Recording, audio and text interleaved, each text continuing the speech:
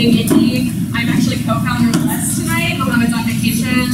But we have an amazing board that we'll be introducing to everyone later. So I will not be up here by myself the whole time, I promise. Before we get started, I want to give a quick shout out to our sponsors. Amplify and Perk are our 2 monthly sponsors, and then the host of this fabulous space and the food and beverage is PFL. Rachel is going to Rachel's going to give a very quick overview of PFL. So thanks. My name is Rachel Johnson. I am the Director of Demand Generation here at PFL, and welcome. We appreciate everybody being here tonight. So PFL is actually a 24-year-old printing company. So we started our printing company in a creamery in Livingston, Montana. You guys might ask us, why Indianapolis? So we actually started this office in September of last year. So we'll be coming up on our 1-year anniversary of the HQ East office, which is in Indianapolis, in September. So we're super excited to be in Indianapolis. We have great team members. If you're part of PFL, raise your hand.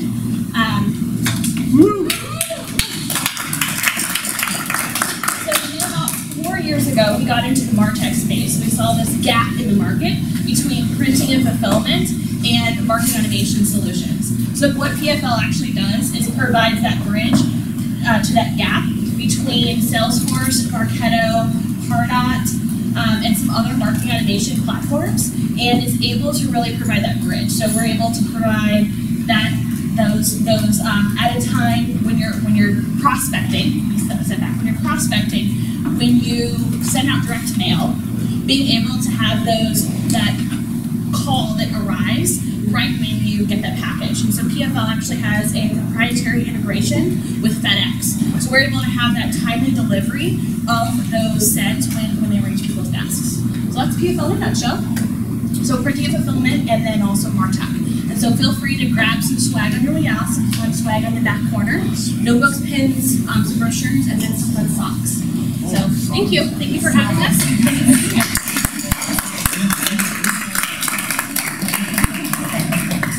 And this is our group, so I can say whatever I want. We've been a customer of PFL and Amplify for about 6 months, and they're wonderful. So shameless plug. Anyways, before we get going with presentation, one of the most amazing things about this new board is they've really jumped in and found some really awesome ways for everyone to get involved. Raise your hand. How many people are first-timers tonight to Agile Marketing? Nice. So like most of the room. Thank you so much. That's awesome. So these are some ways that you can get involved. These are fresh social media accounts, so we need as many followers as we can get right now. So we have a Twitter, Facebook, LinkedIn, and then Instagram as well. So please, yes, take a picture of this if you'd like to get plugged in. I'll leave it up for about 5 more seconds so you can digest it. All right. And then we also have a Slack group. So this has been around for a few months now. It's a really awesome way to just share ideas, share articles. We have a job channel in the Slack area, so it's a really great way to kind of network with other people in Indianapolis and just kind of get plugged in. So Agile Marketing Indy at slack.com, or you can just email me and I can get you plugged into the channel. So without further ado, we are going to turn it over to our speaker, Wyeth Windham, SVP of Sales at PFL. So give him a hand.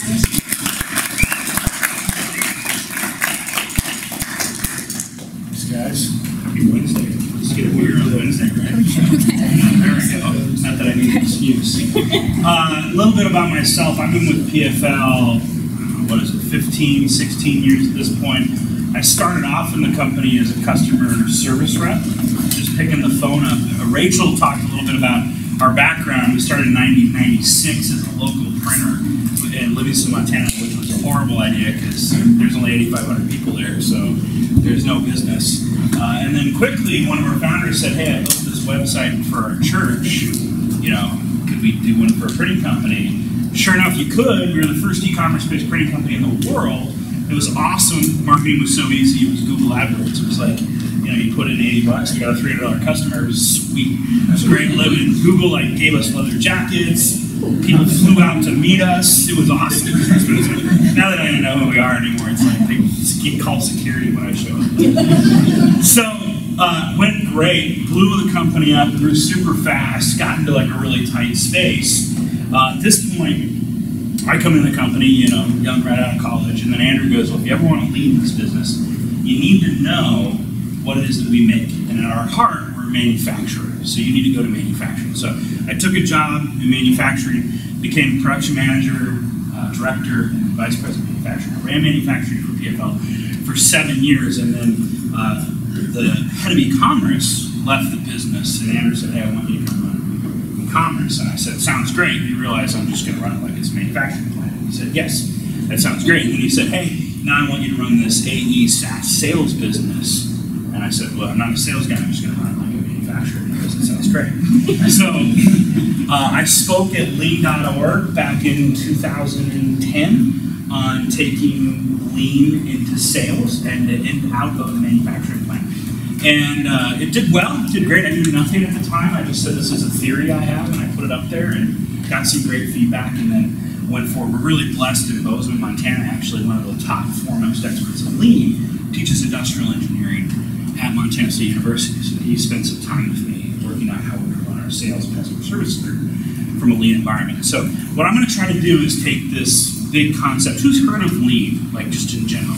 If you're into Agile, you've probably heard of lean. They're very similar in principle and concept. So I'm going to give you a little bit of a primer background on where lean comes from, what it is, what it isn't, and then I'm going to give you a couple tools that I think sort of are like fundamental if you're going to create what they would call a lean journey or a lean transformation. That's a place to start. All right, sound good? Everybody has to have a name tag. If you don't have a name tag, it's not going to work. So we'll get to an exercise that involves these. These aren't just your spirit animals. So use these here a little bit. We're going to run our own manufacturing. It's going to be fun, I promise. If it's not, you can boom me off and all right. So what can you learn from manufacturing? Let's talk about lean. The history of lean. 1938. Everybody know who Toyota is, right? Everybody knows who Toyota. Does anybody know what Toyota made before they made cars? No, weaving looms. They made weaving looms before they made cars. 1938, they opened up their first car plant. What happens right after that? World War II. 1945, end of World War II. What did Japan look like at the end of 1945? Give me some words here. What are the descriptors here? Broken. Bad, horrible, desolate. Charred body remains on concrete walls, right? Half their population gone. No industrial plant. Firebombed to death. No cities left, right? Total, utter, complete devastation, right? If you go back to your end, Woodward Wilson, after World War I, right? He was opposed to penalizing the Germans because he believed that economics collapse would spark another World War, and it did. So now we take these lessons after 1945 and we say, let's not penalize and totally crush this economy. Let's see if we can invigorate. And a couple things happened in the 1950s, a couple really pivotal moments. One of them is this gentleman named Edward Deming. Has anybody heard of Edward Deming ever before? So Edward Deming gets laughed out of the United States. He goes to Detroit and he talks about statistical analysis of manufacturing environments. And they laugh him out. And no one will talk to him. And so he says, you know, I'll look around. And finally he gets an invitation from an Economic Development Council in Japan in 1951. And he comes out and he talks about statistical analysis in industrial engineering plants, specifically a concept called PDCA. Everybody from PFL, you know PDCA is, right? Plan, do, check, and adapt. It's very, very simple, right? It's iterative cycles now is what we call it. I love this quote, without data, you're just another person with an opinion. I love that quote. And this is extremely well received in Japan. At the same time, two people are really thinking differently about Toyota. Aishi Toyota, who took over the car manufacturing plant, is part of the Toyota family. If you don't know, the Japanese are oligarchies. They're systemic long-term families who run organizations. So he takes over the Toyota plant. He finds this guy, Taishi Ono. Taishi Ono was a loom operator and manufacturer on the plant. He is credited with building what is now called the TPS, or Toyota Production System, these two guys. They thoroughly embrace Edward, and they're not alone. And what they believe, a lot of people credit Deming's speech about using statistics and using math to analyze industrial, which is so funny now, we're like, of course, why wouldn't you do it? With the Japanese economic miracle. Never really recognized the United States until much later in his life. but credited essentially with blooming the economy of Japan and where data is. And Taishi Ono, it's a great quote by him, data is of course important in manufacturing, but I place the greatest emphasis on facts, which is great, right? I want to understand what's really happening. And they go through this economic miracle. So the Japanese, what do you think the Japanese think of Americans in 1980? What do you think they think of us? We're junk, fat, lazy, big, entitled, right?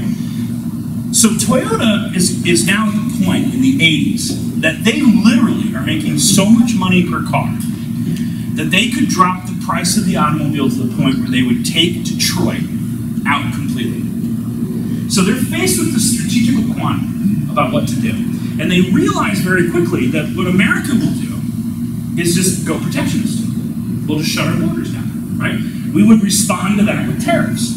They're very much correct. So they think, okay, the only way we're going to get around this is to make cars in America. But what's the problem? What's the problem? Who lives in America? Americans. What are Americans? Fat, lazy, and stupid. They can't operate the Toyota production system. I swear, this is what's going on in the mind of the Japanese executives. That they can't take culture, the culture that they've built in Toyota, and bring it to the United States. 1984, NUMMI's launched. Does anybody know what NUMMI is? NUMMI was the outcome of the worst car manufacturing plant in the world owned by GM. It was so bad. It was so bad that they literally would take homeless people off the streets to staff the line. If you fell underneath a car, you just died. That was the end of it. They did not stop the line. They did not care. They finally just shut it down because the union and them can't come to terms on it. So the Japanese go, okay, perfect. This is not only our Americans fat and lazy, this is where they're the most fat and lazy.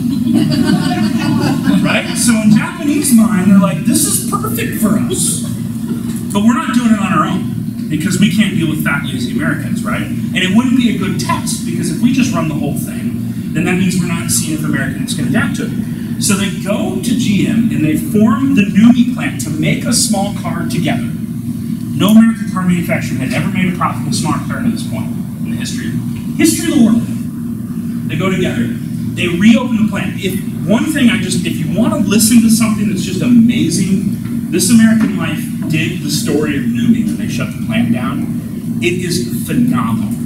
It is phenomenal. One of the best pieces about organizational corporate culture you could ever listen to. Absolutely phenomenal. They go back, and you know what who do they hire for this plant? Who do they go to? They go back to the union, and they say, you pick anyone you want to have work here. Bring back all the old employees. They fly these employees to Japan, and they put them on the line in Japan. And they say, we're going to teach you how to do it the Toyota way. And huge success. 1988, GM-MK opens. That's the plant in Georgetown. Anybody ever been down to the Georgetown plant? Largest manufacturing plant for Toyota in the world. It's actually just down in Kentucky, down in Georgetown. And in 1990, Harvard pays for a 5-year study of the Toyota production system. And Womack publishes The Machine That Changed the World, which is the book on the Toyota production system, published by a Westerner. And then it explodes. And lean goes into every industry you possibly can. So that's where it comes from. Let's talk a little bit about what it is. This is the TPS house. So this is what, and I want to distinguish something. When I say TPS, what I'm talking about is the Toyota production system. Toyota does not do lean. Toyota does the Toyota production system. Everybody else does lean, right? Because you couldn't do what Toyota does because you're not Toyota, right? So you have to do what you do, and they're going to do what they do. But this is the underlying principles. At the bottom here, fundamentally, the Japanese start with stability. Stability of the workers, stability of the equipment, stability of the plant, stability, stability, stability, stability. Man, material, method, machine. Then they come up one level, standardized work. They come up one level, standardized work. PFL often don't talk about standard work. All the time. This is why. Standard work. Standard work is supported by two pillars, Agile and Kaizen. And these are the two terms we're going to talk about today. Those then build up to quality and just in time. This means balanced flow. This means continuous improvement. Probably have seen Kaizen. The ultimate goal at the top, highest quality, lowest cost, shortest lead time vehicle ever made. Right? GPS system. So, Americans, other than being fat and lazy, we love jargon, and we love making models, and we love business concepts. This is all of the tools. This is like, this is like 5% of the tools that have come out of the Toyota production system. They've gone Kanban, we're turning to Kanban system. You're agile, you got cards, right? Kanban, right? Kanban, coming over to SMART goals, right? You guys heard of SMART goals? Probably not Pokeyoki. You guys are manufacturers, probably no, it's not that, Josh. Six Sigma? Yeah. Six Sigma, yeah, we've heard of Six Sigma. 5 S's, anybody ever heard of the 5 S's? It's a pretty common one, right? Pretty common one. Root cause analysis, just-in-time inventory, concept after concept after concept after concept. Toyota thinks we're insane. They honestly, the lean, so Toyota got so many requests for this, to get taught this, that they have a permanent executive on loan at the University of Kentucky that runs a lean extensions program, just so they don't have to deal with all of us asking them questions all the time about it. Yeah, and the guy who runs it, Ken-san, is the only Caucasian to ever lead a car project in the history of Toyota. So he's very, very good. And he ran into the Avalon program. You drive an Avalon? That's his car. He doesn't drive one though, which I thought was interesting. Drove a Lexus. So if it's not these tools and systems, right? In Agile, I want to say something about Agile. I'm very familiar with that too. It is not about your tools and systems, right? If you go and you read about Agile, it was about a commitment to a series of principles. Okay? That is not a tool structure. You have to create the tools that get you to those outcomes. Lean is not a set of tools. So if you're like, I know Lean, I'm Black Belt certified. Great, it means you don't know Lean. It means you know Six Sigma, and you have Black Belt in project management for Six Sigma, which is kind of dumb unless you're making cars or airplanes. Like, you don't need to go to Six Sigma for an email campaign, right? Like, could you go to 9 decimal points of 9? I don't think, 6 decimal points of 9, I don't think you need to, right? I don't think you need to. So lean, this is the Toyota's definition up here, is the maximization of customer value. While waste, simply lean means creating more value for customers with fewer resources. The best definition I've ever heard is in full pilot writing, which is the people doing the work, improving the work they do, using a standard problem-solving methodology. So if you do the work, you improve the work with standard problem-solving methodology. If you go to the plant, you go down there, the plant's really weird. One, the plant's kind of a lame tour, like if you can get into one of the suppliers, it's way better, because they put you like in a little like set of, it's like Disney World, like on a train, but on each station in the plant, they have these workers, and they work in teams of 4 with a team lead, and you'll see like all these PVC pipe and like pieces of wood and all this weird stuff, and what it is the team, they manufacture little prototypes on the floor to see if they can improve the business if they do, right? So what I want you to understand about lean is it is about waste reduction, right? So value, when it talks about value, value is the inherent worth of a product as judged by the customer and reflected in its selling price and market demand. Here's another way to think about it, which that's like, you know, the academic way. The way I think about it is, will your customer write you a check for it? Will they pay you money? That means there's value. So, marketers, give me an example of value creation in marketing. What is something that you do that creates value? Not esoterically, this value. Give me an example. Save time. Save time. Does that mean that your customer going to pay you for that as somebody who's a marketer? What would you do that saves your time? So you're a marketer. What do you do as a marketer that's going to save somebody time? Think about it. What do you do, marketers, that adds value to people's world? This is not a trick question. You do lots of stuff, that adds value, that they would normally write you money for. Reach out to the target audience. Reach out, sorry. Reach to the target audience. Reach the target audience. Well, why would they pay you money for that? Okay, so I want to think about marketers, please. He's a developer. For the love of God, marketers. A white paper. Why would someone pay you for a white paper? Because it's new knowledge. What else?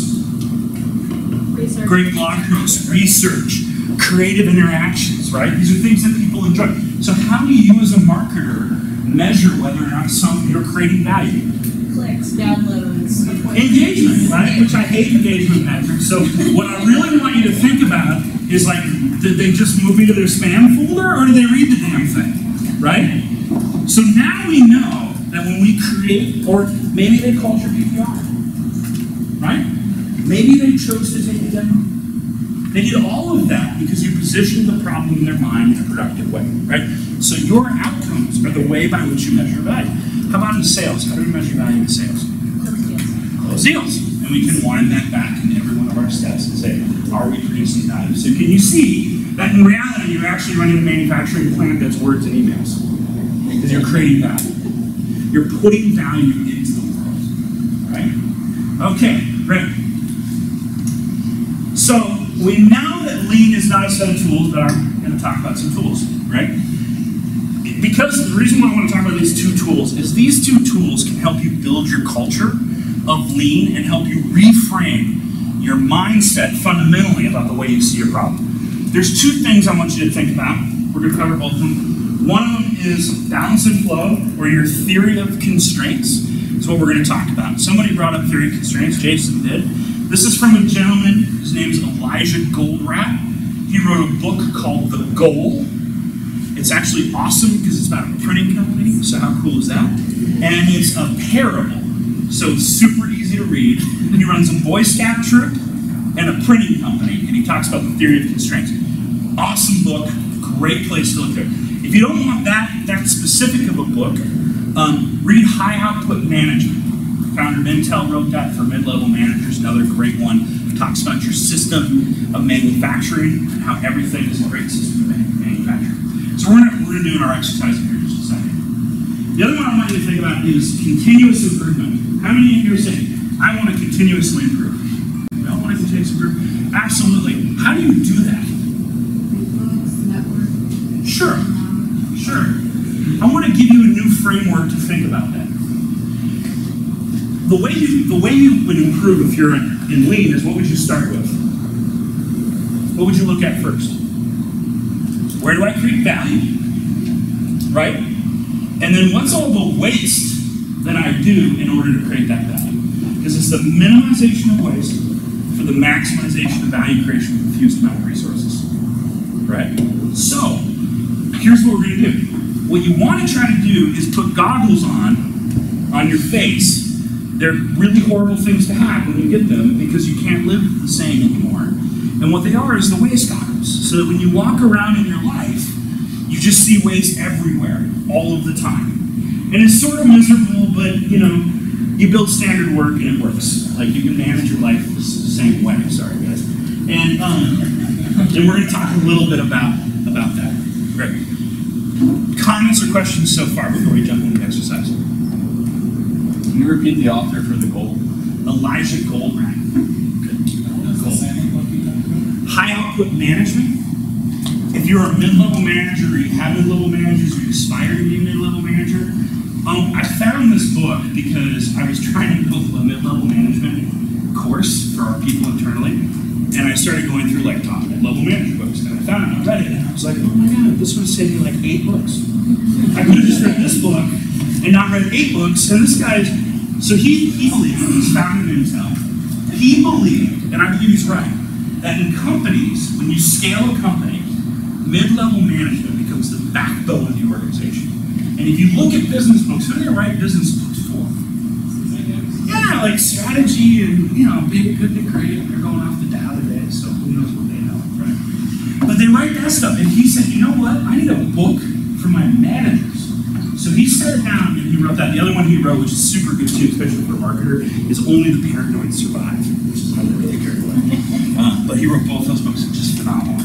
So, and then also, if you're getting into this at all, you're enjoying it, that New Me, This American Life podcast, I just can't tell you how many great things they put in there.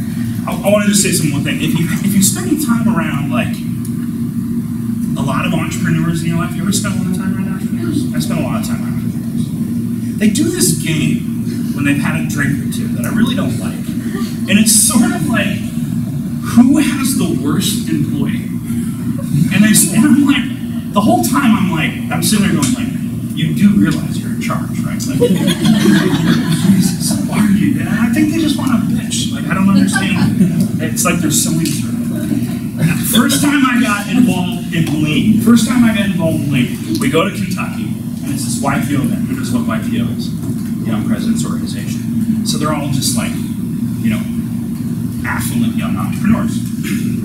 And there's this guy, his name's Cricket, and he is lifer at Toyota. And he became an area manager, and he ran the line. And they're like, well, what if you just have somebody who doesn't do their job? Right? And Cricket's like, no, he wasn't like that. That's what I said.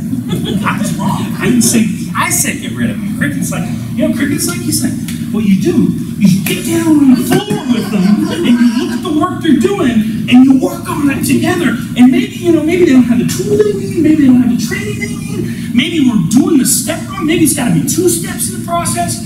They did this to this guy for 35 minutes. They tried to get him to say the employee was wrong. I was like, I'm sold.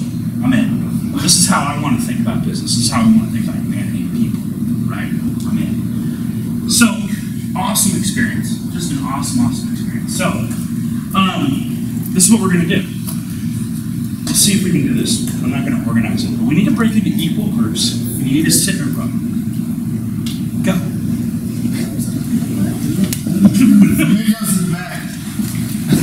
You need to break into equal groups, and you need to be in a row. No, I didn't say it.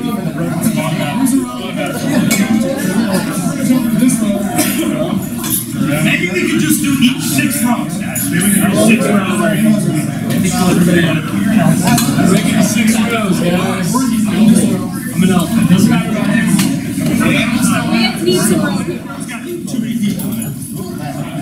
We got 6 here, we got 8 in the back, so 2 people. I'm going to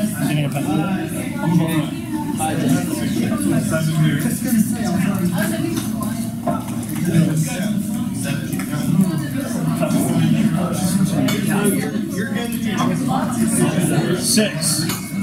7.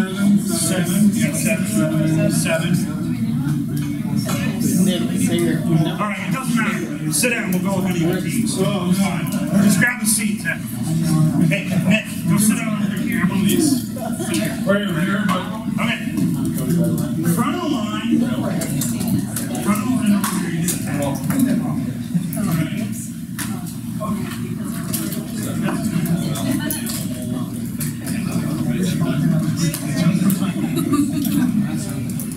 okay. So you're going to run a manufacturer plant. What you make animals. Animals on parade. All right? Nope. First person. You got a pen? Who needs a pen? Everybody has to have their own pen. Everyone has to have their own pen. Go to a knife fight and bring a knife. Too good for my head, Alex? I recommend the ball one. yeah, don't brandy for Alex. Look at that. Everybody good here? Everybody good? Okay, so does every person in the front of the row have a pad of paper? Okay. So here's what we're going to do. The animal that's on your name tag is the animal that you make. All right? So here's what you're going to do.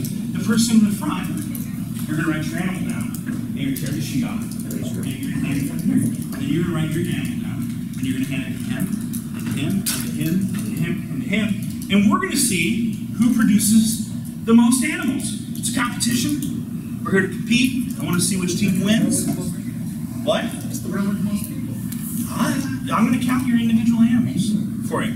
If you misspell an animal or it's unlegible, we don't take half animals. We don't take half animals. I don't take animals I can't identify. Right? Okay, so we're going to do this for 2 minutes. So you got plenty of time. You got plenty of time. When we say stop, don't draw.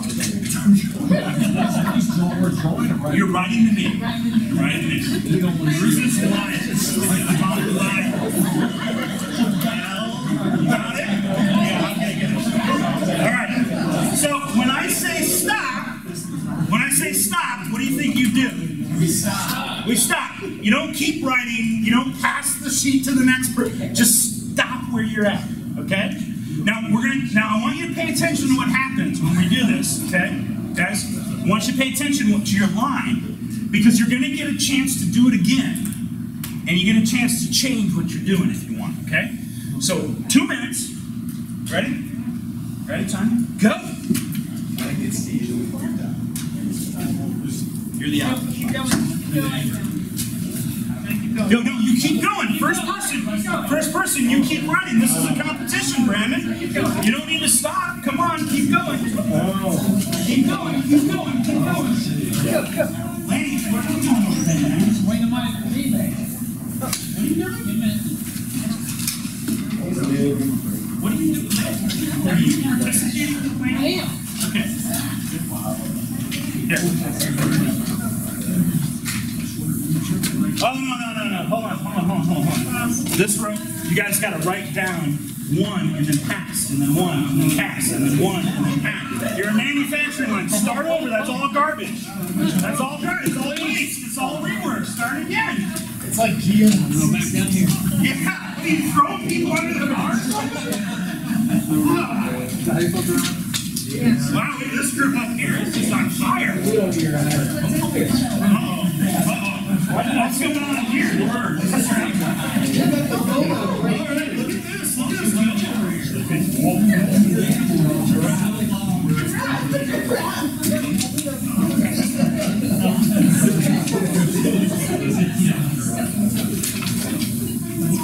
So all those penmanship classes are coming out. You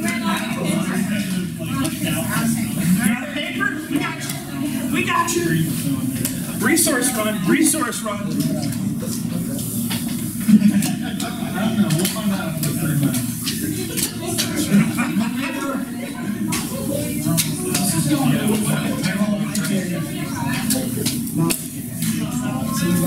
We didn't create enough names.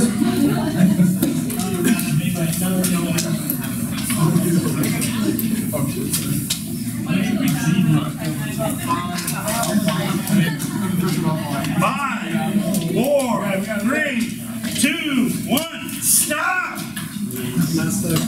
All right. Okay. We want to smash ones down. We want to draw. So this is team 1, 2, 3, 4, 5. Team 1 showed up. See how we're going to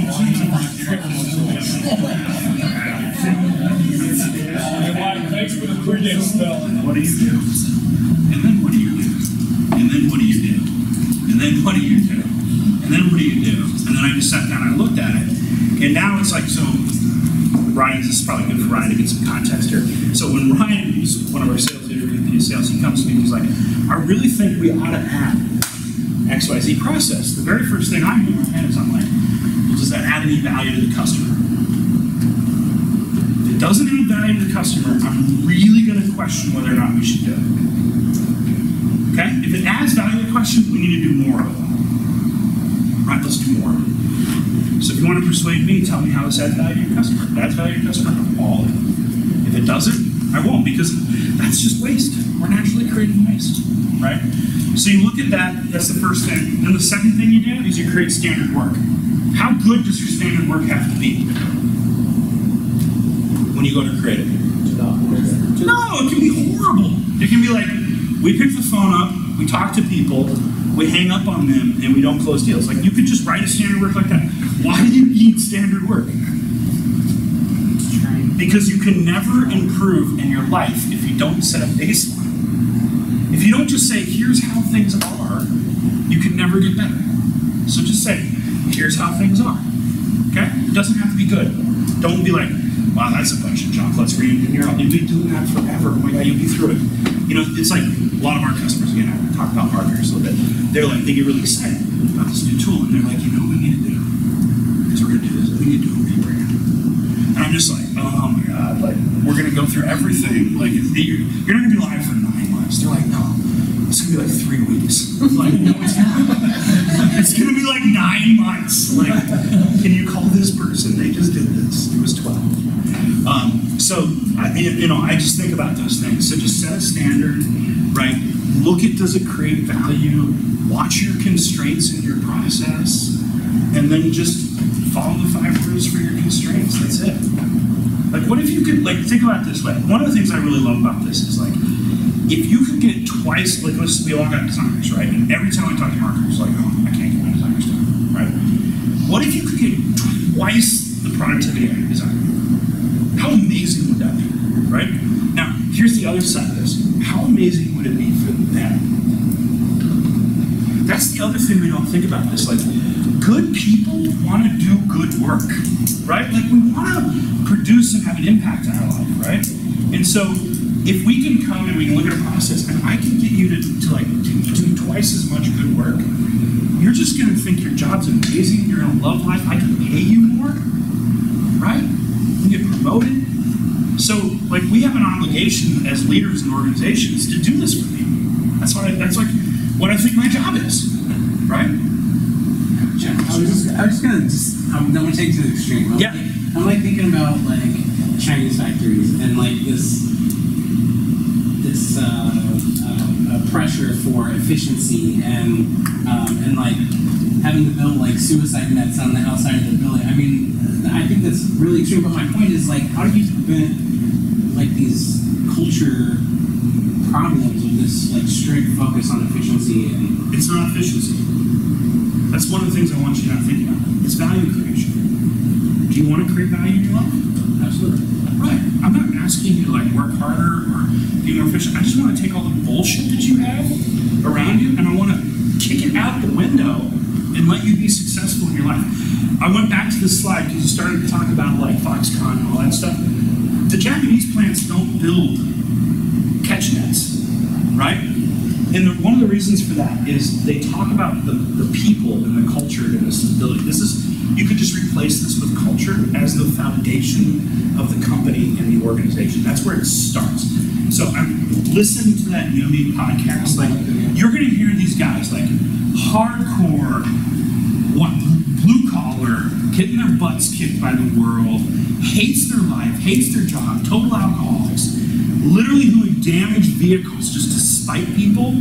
Go from that to, I walk up to cars that I make and I put postcards on them with my name on it that I printed myself to say how much I appreciate that you drive my car. That's the extreme delta here.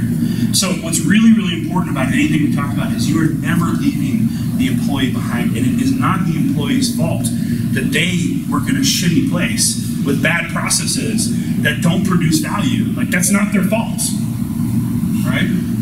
And so don't blame them. Like, go in and help them, like fix their problems, make their life better, you know? Do it for your teammates. Yeah. And all it is it's a language that says, like, you know, if you're not creating value, then what you're doing we shouldn't do. Can we not do it? Probably not. We probably have to. Okay. Then what can we do to make it less? Make it quicker. Make it faster. Make it take less of your life. Right? I did this thing for a little while with one of our groups, and you know those diner stab, whatever, I don't know what those are called. Like, you take your ticket and you pop your ticket on it. What I did in this one team was just a total disaster. The team was like, hated each other. They were totally not working together. And they had a series of inputs that went through the team. And what I did is I put those little ticket things, and every person got a colored ticket that would mark you. And then you could write down what waste or problem you had. And then you got to go put it on the place that was responsible for that problem. Right?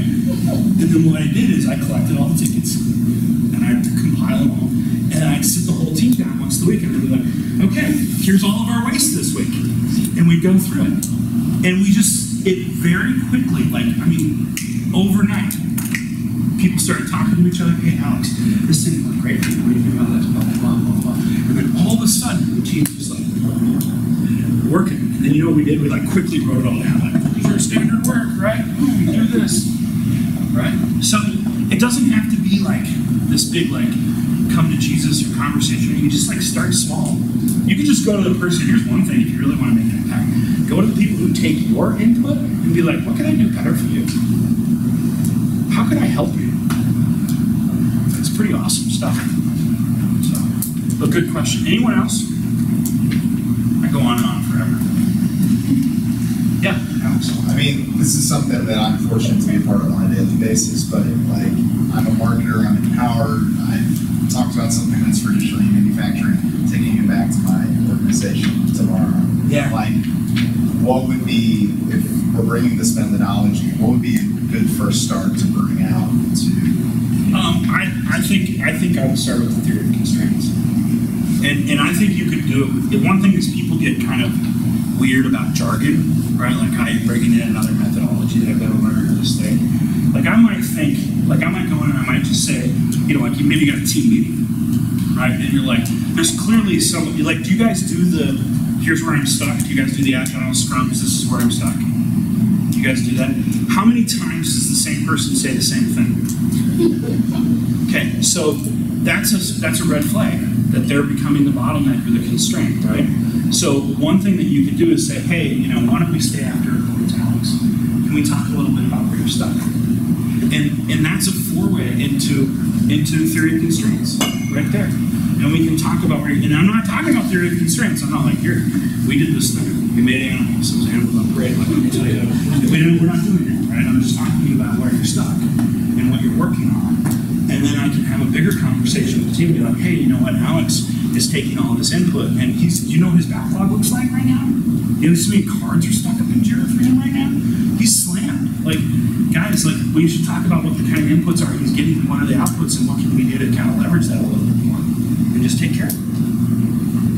And so I would recommend that's how you approach it. I think this is a thought process that you should inculturate in yourself, a way of thinking, a way of viewing things, and then I think you need to be mindful about how you bring it in. Now, another way, if you wanted to go big, you can get everybody the goal, and you can read about fat Boy Scouts walking in the hills and how it's your constraint. Or you can, go down to Louisville and do an extensions program for a week or something. There's a lot of options for it, but that's how it is. Anyone else? Yeah. So with the Toyota production system, they have the same car. It's very similar. You can repeat that and scale that out, right? I think they would argue that they don't have anything near the same car. Okay. Yeah, and when you go to the plant, you're going to get in the plant and it'll be Avalon, Camry, red, blue, trim package, different seat package, different engine, and every car on the plant is different. 1 to 2 to 1 to 2, because they believe in just-in-time manufacturing, so they're manufacturing versus the demand curves. Okay. That you might see a few of the same color in a row, because in their plant, weld and paint is the constraint for the whole plant. There's a great story about that too. So the big problem they always had is and sometimes you have to do this, doors. So you paint the whole car, and then you go and start putting everything inside of it, but you have to go around the doors the whole time. So the doors are constantly getting banged up and beat up and chipped and dinged. So somebody was like, let's put the doors on and paint it. Let's take the doors back off and right above it. It's genius. That's amazing. So you just take the doors back off again, it rides above them, and then bring it back down together. That's not your question, but they would argue that they've got a very dynamic shift in what they're doing. Well, that was my question. When things are ever changing and everything a little bit of chaos, how do you deploy the same thing? The impact for you in that scenario where things are kind of constantly changing is how does standard work get defined in a way that allows us to flex those variations. So that's a bit more challenging. You need to think about creating natural flexibility inside your standard work. Where I usually start on something like that is I might not be able to define what what you do as an individual, but I certainly can define your input and your output, and then broad strokes the middle, and then let you have some flexibility. And I usually just start there, and then we kind of go and refine. Figure it out as you go. Yeah, and then refine it, and because this isn't about like one thing I want to say. This is not, if you feel like this is like confining for the employee, like you're probably missing it, right? There should still be flexibility in the work. Yeah. Thank you. Unless you're putting screws on a tire, and then screws on the tire. Yes, sir. Every single time. Anything else? Any questions? Good. All right. Thanks, guys.